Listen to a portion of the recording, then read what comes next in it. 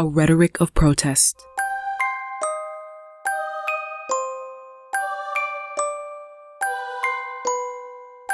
A rhetoric of protest is a rhetoric of poetic realism. A rhetoric of protest portrays the exuberance of pain, the fluid compass of suffering, and the power that oppression unwittingly fosters among the powerless. A rhetoric of protest targets the human in the inhuman. A rhetoric of protest is not beautified trauma, smart wordsmanship, academic verbal gymnastics, or official lip service. A rhetoric of protest is traumatized beauty. A rhetoric of protest cannot be encouraged, inspired, or taught. It just happens, like a lump of outrage in the throat. A rhetoric of protest is not meant to persuade, does not engage in debate, does not conform to the oppressor's deceitful projection of civil dialogue. Remember, he has always been the only speaker.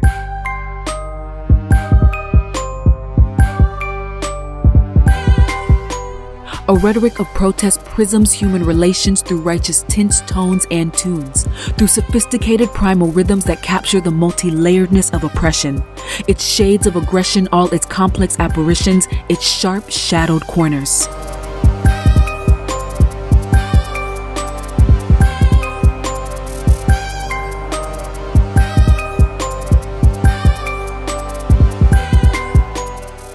A rhetoric of protest is shaped through forest fires, poisoned waters, tar sands, reservations, disappearing forests, heroin syringes, debt, abuse, incarcerated labor, food bank lines, factory farm antibiotics, bombed schoolyards, drone-struck villages.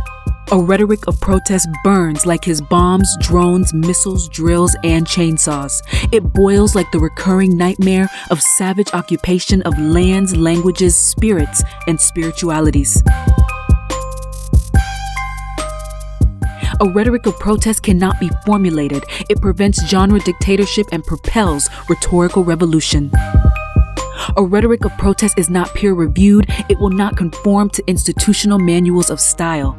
A rhetoric of protest is not published in prestigious journals or in corporate bestsellers. A rhetoric of protest can be plagiarized, does not follow copyright rules like prayers and lullabies, ancient ethnic songs, communal farm chants. A rhetoric of protest is accented, is written in mother tongues. A rhetoric of protest smells like immigrant spices. It looks like the rawness of laboring hands, is bitterly wise like survivance, is colored, is colorful, multi-shines like the rainbow.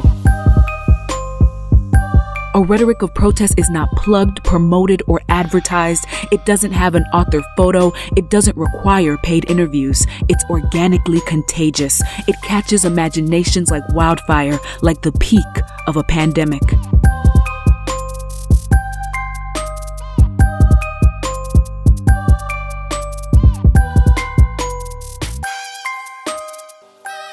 Like reality, a rhetoric of protest just exists.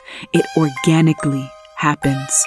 Like poetry, it complexifies with each reading, each interpretation, each whisper, each shout. Like reality, it cannot be avoided. Like poetry, it mobilizes anger towards the ultimate creation. Like poetry, it warms the lips and burns the hearts.